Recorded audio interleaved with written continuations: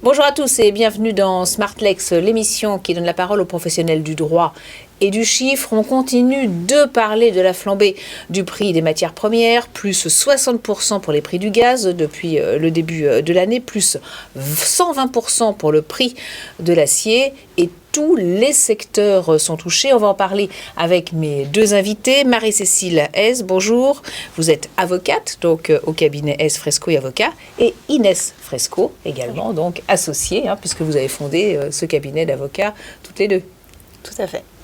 Alors, parlons justement de ces hausses vertigineuses qui ne cessent de s'accentuer. On se demande jusqu'où ça va aller. Parce que tant que le conflit en Ukraine dure, il n'y a pas de raison que la hausse des prix des matières premières s'arrête.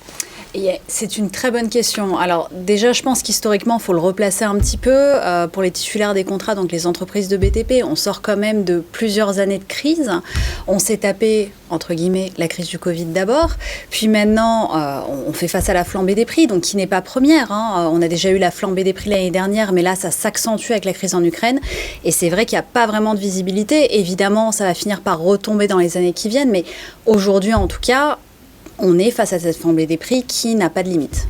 Avec le secteur du BTP qui est peut-être parmi les secteurs les plus touchés. Ou le secteur le plus touché. Tout à fait. En fait, les entreprises du BTP rencontrent des difficultés pour s'approvisionner en matières premières. Quand elles réussissent à s'approvisionner en matières premières, c'est à des coûts qui sont faramineux. Ça touche toutes les matières, le PVC, le cuivre, l'alu, l'acier. Du coup, les entreprises se retrouvent face à des délais d'approvisionnement et donc à des délais d'exécution des marchés qui sont rallongés. Et ça préjudicie à la fois aux entreprises du BTP, mais également aux personnes publiques qui leur commandent en fait des prestations puisque les chantiers sont rallongés. Et oui, on est dans une situation là qui devient presque ingérable pour toutes ces entreprises. Alors, c'est effectivement ingérable. Bon, après, il y a des axes, il y a des solutions quand même d'amélioration. Donc, quand vous êtes en train d'exécuter un marché et que vous êtes entreprise, déjà, le premier réflexe, c'est de regarder votre contrat. Est-ce que votre contrat propose une clause de révision des prix dans lesquelles il y aura une indexation par rapport à hausse des matières premières? Si oui, déjà, c'est une bonne réponse. Sinon, il faut regarder si vous pouvez remplacer peut-être le matériau qui est employé par d'autres matériaux. Donc ça, c'est la deuxième solution. Et si c'est toujours pas possible, là, il faut demander un gel des pénalités parce que, évidemment, le temps de trouver une solution confortable, vous allez devoir faire tout un tas de démarches, en fait, pour pouvoir trouver cette solution-là. Donc, la troisième solution, c'est le gel des pénalités. Et puis ensuite, il y a toute la négociation. Et c'est ça vraiment, je pense, le point central, finalement, c'est de faire un dialogue avec les personnes publiques qui vous accordent les contrats, parce qu'on est quand même sur une question de contrat public, pour trouver une solution. Donc, soit dans le contrat, en avenantant le contrat, soit en dehors du contrat, en faisant une transaction et se faire indemniser pour cause d'imprévision, qui est une théorie juridique. Alors, le gros problème, c'est les contrats en cours, mais il y a aussi les contrats à venir. Mais pour les contrats en cours, justement, c'est là qu'il faut essayer de négocier, de trouver des solutions. Comme le disait Marie-Cécile Hez, Inès Fresco, est-ce que les entreprises publiques sont prêtes à négocier, se montrent un peu souples? Oui, alors tout à fait. Les personnes publiques, de base, sont assez souples dans la négociation. Et surtout, là, actuellement, en fait, elles ont des directives très claires du gouvernement. On a une circulaire qui est sortie le 1er avril dernier sur ce sujet et qui donne des prescriptions claires aux personnes publiques d'être souples vis-à-vis des entreprises du BTP et notamment donc de geler les pénalités quand il doit y avoir des pénalités de retard parce que les chantiers prennent du retard. Il faut que si le titulaire le demande, les personnes publiques gèlent les pénalités de retard pour ne pas pénaliser encore plus les entrepreneurs. Et de la même manière, lorsque les entrepreneurs sollicitent des modifications du contrat, changement de matériaux, comme disait Marie-Cécile, ou autre, il faut que les personnes publiques soient ouvertes au dialogue.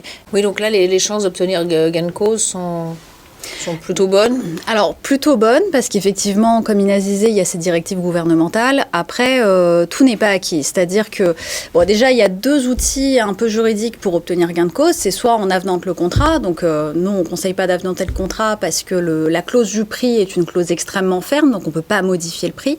Donc, nous, ce qu'on conseille, c'est plutôt d'obtenir par voie de transaction une indemnisation pour imprévision.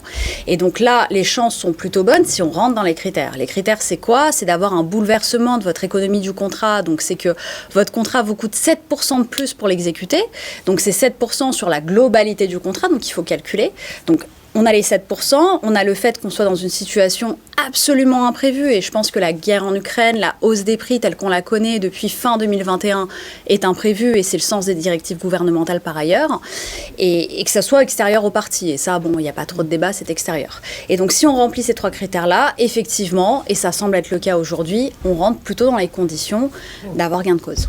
Mais l'idée, c'est quand même d'éviter les pénalités de retard quand les chantiers sont retardés ou momentanément arrêtés. Ce qu'on constate, nous, dans les dossiers qu'on suit, c'est qu'il y a plutôt une tendance au dialogue et qu'on arrive ensemble à trouver une solution pour que les contrats puissent s'exécuter dans de bonnes solutions. Alors là, pour les contrats qui sont en cours d'exécution, il y a aussi les futurs contrats. Donc là, quel conseil vous donnez aux entreprises pour les futurs contrats? Alors, quand on est dans un contrat qui est en train d'être passé, donc qui est en cours de passation, déjà regardez dans les documents qui sont mis dans les appels d'offres, est-ce qu'il y a une clause de révision des prix? S'il y en a une, du coup, c'est plutôt avantageux pour vous parce que vous savez que si le prix des matières premières augmente, du coup, votre rémunération va augmenter aussi. Par contre, s'il n'y a pas de clause de révision des prix, là, peut-être qu'il faut alerter la personne publique en lui disant, dans les questions-réponses ou s'il y a une négociation, attention, il y a quand même ce débat de hausse des prix et donc ça va poser un problème d'exécution et vous ne serez pas en mesure d'exécuter. Si vous êtes une énorme boîte de BTP, évidemment, vous avez un peu de trésorerie, vous pourrez beaucoup plus faire face. Mais si vous êtes une petite société, vous n'allez pas pouvoir faire face et donc ça entraînera la résiliation du marché. Du coup, que vous soyez personne publique, il faut forcément prévoir des clauses de révision des prix. Mais si vous êtes une personne privée, il faut toujours alerter la personne publique sur « il faut une clause de révision du prix ».